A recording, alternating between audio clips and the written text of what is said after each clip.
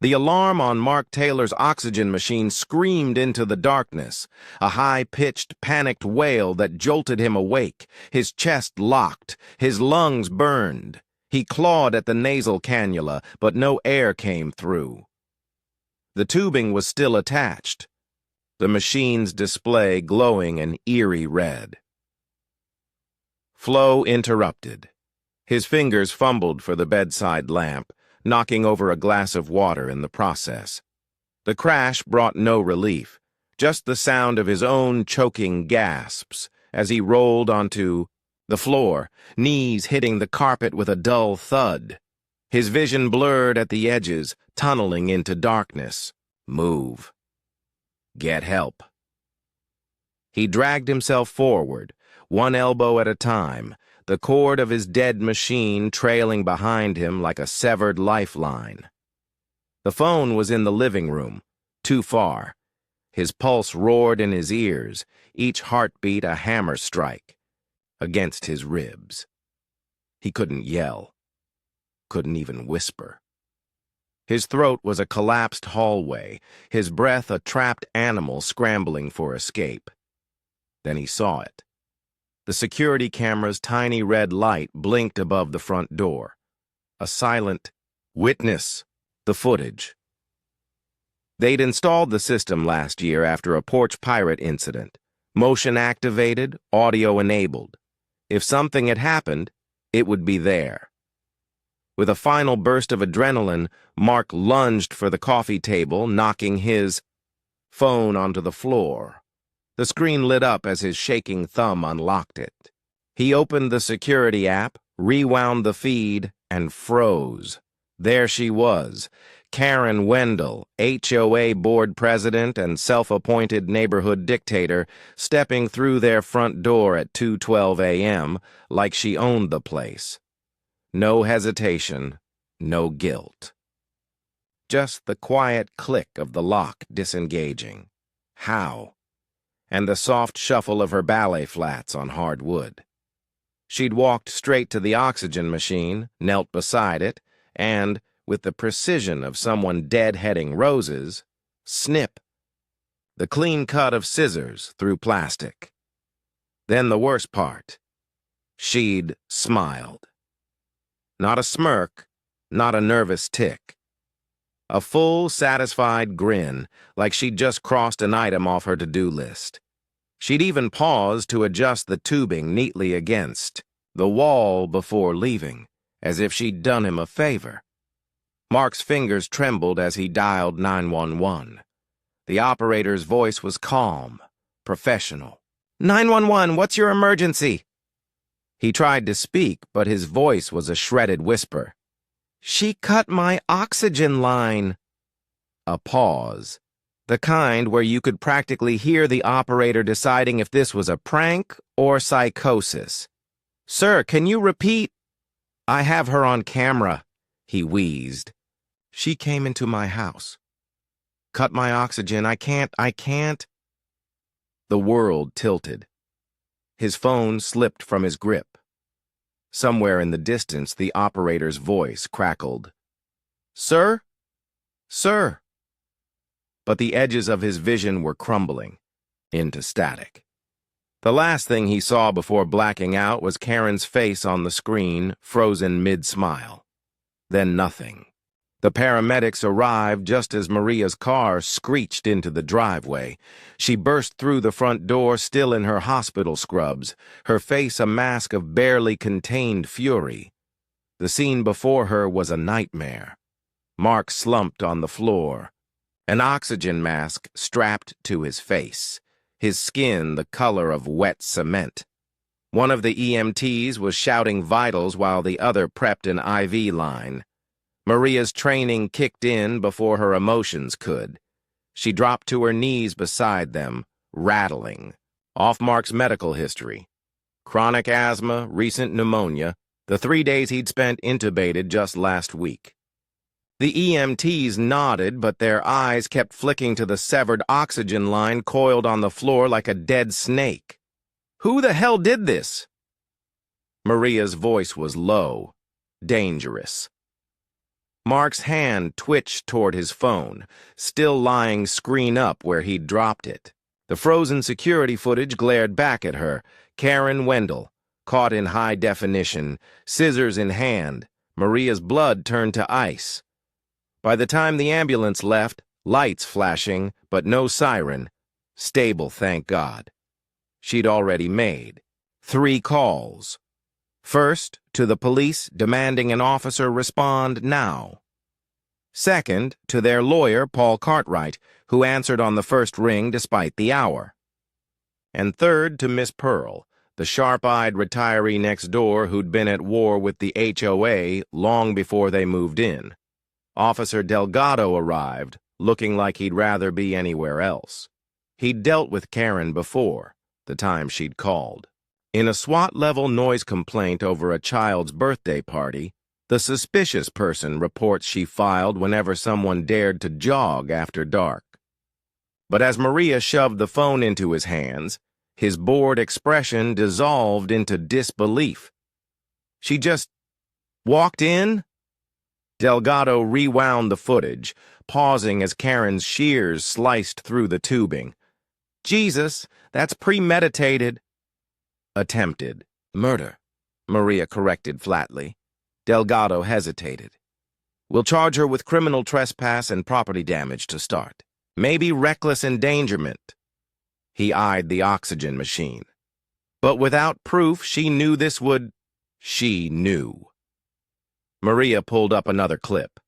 Karen at their window 2 days prior, nose pressed to the glass, glaring at the machine. Then the note they'd found taped to their door. Medical equipment visible from street violates HOA Code 4.3b.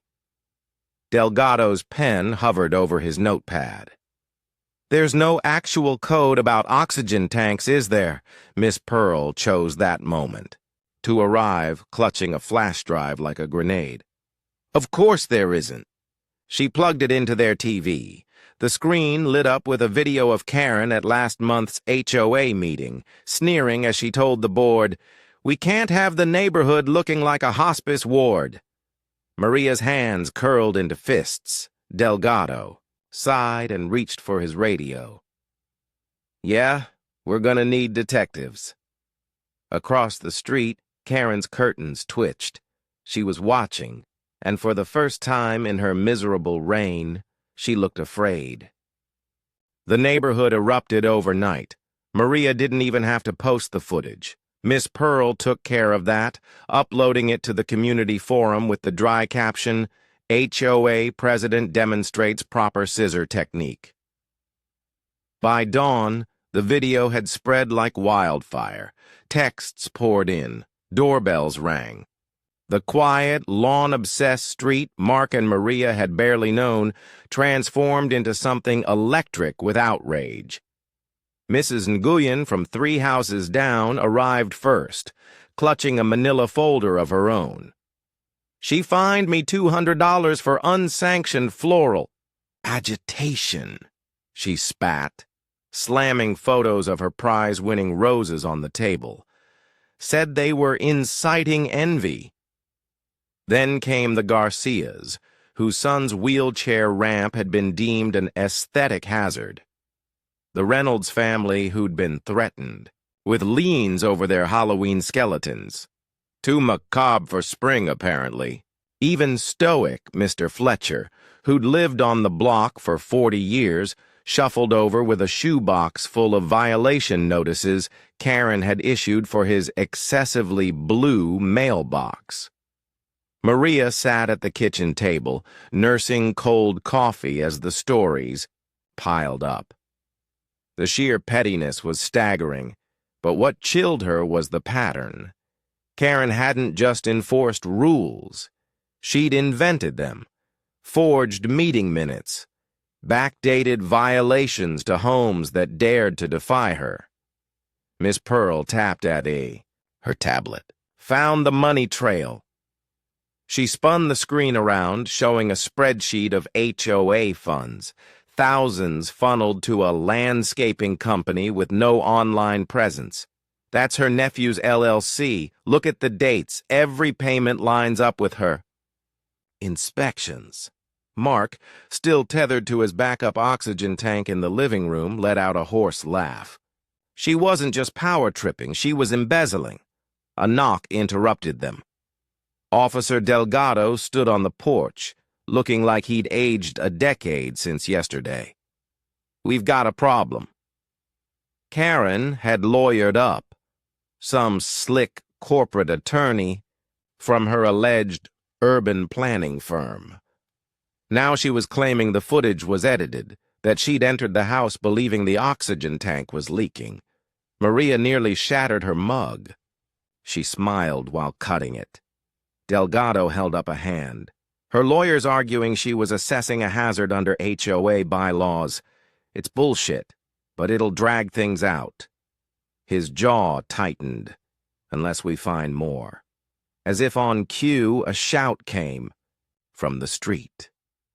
The neighbors had gathered around Karen's immaculate lawn, where someone had projected the security footage onto her garage door. The video looped endlessly, Karen's scissors glinting in the sunlight as she snipped the line.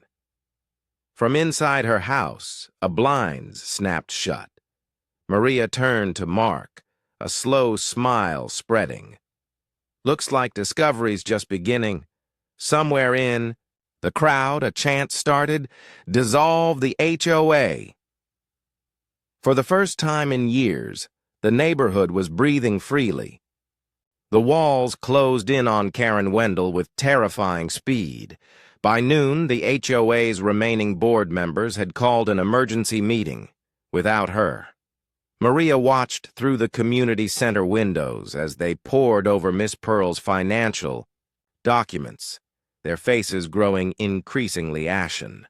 The treasurer nearly choked on his coffee when he saw the forged signatures approving Karen's landscaping expenditures. At 2:17 p.m., 3 resignations hit the neighborhood inbox simultaneously. The subject lines said it all. Effective immediately. No longer associated. Deepest regrets. Karen's response came via her lawyer, a cease and desist letter accusing Mark and Maria of cyber harassment.